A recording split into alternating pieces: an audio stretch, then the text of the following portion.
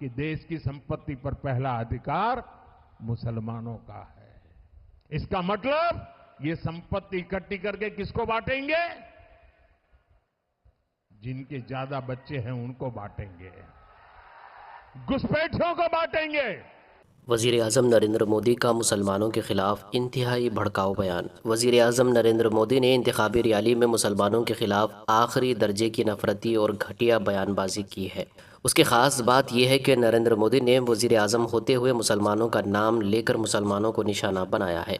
शायद वज़ीर आज़म होते हुए पूरी दुनिया किसी ने भी मुसलमानों के खिलाफ ऐसा बयान नहीं दिया होगा।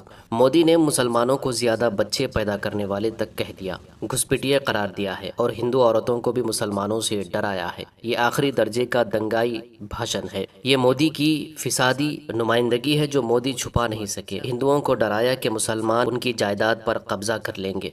उन्होंने हिंदुओं को मुसलमानों से ऐसे डराया है कि हिंदू डर के मारे मुसलमानों पर हमला कर दें।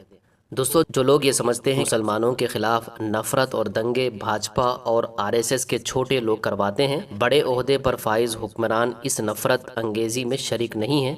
उम्मीद है कि मुसलमानों की नफरत में लुत्फुत मोदी का ये चेहरा देखकर उन सेकुलर दानिश्वरों की आंखें खुलेंगी। मोदी के इस घटिया बयान को आलम अरब में भी पहुंचाएं। दोस्तों, मोदी के इस बयान के बाद बैरिस्टर असदुद्दीन ओवैसी ने भी जवाब दिया है। राजस्थान के बांसवाड़ा में इतवार को वजीर आजम के तबसरे ने सियासी हलचल बढ़ा दी है। बैरिस्टर ओवैसी और मल्लिकार्जुन खड़गे के साथ कई अपोजिशन लीडरों ने एक इंतखाबी रैली में दौलत की दोबारा तकसीम के तबसरे के बाद वजीर आजम नरेंद्र मोदी पर जवाबी हमला किया है। वजीर आजम की तकरीर पर रद्द-ए-अमल जाहिर करते हुए ऑल इंडिया मजलिस इत्तेहादुल मुस्लिमीन के सदर बैरिस्टर असदुद्दीन ओवैसी ने ट्विटर पर लिखा कि मोदी ने आज मुसलमानों को नजरअंदाज और कई बच्चों वाले लोग कहा है। 2002 से आज तक मोदी की वाहिद गारंटी मुसलमानों को गाली देना और वोट हासिल करना है। अगर कोई मुल्क की दौलत की बात कर रहा है तो उसे मालूम होना चाहिए कि मोदी के दौरे हुकूमत में हिंदुस्तान की दौलत पर पहला हक उनके अमीर दोस्तों का है। 1% हिंदुस्तानी मुल्क की 40% दौलत के मालिक हैं। आम हिंदुओं को मुसलमानों से डराया जा रहा है कि जबकि उनकी दौलत दूसरों को मालामाल करने के लिए इस्तेमाल की जा रही है।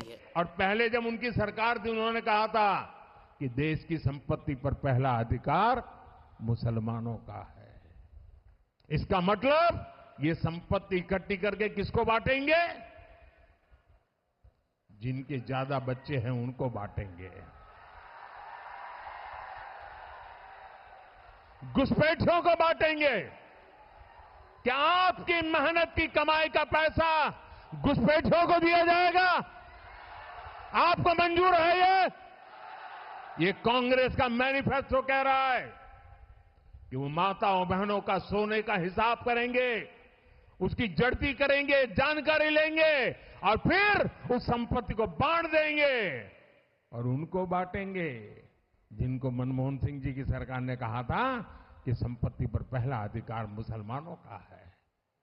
भाइयों बहनों, ये अर्बन नक्सल की सोच, मेरी माताओं बहनों, ये आपका मंगलसूत्र भी बचने नहीं देंगे, यहां तक जाएंगे मैं कहने।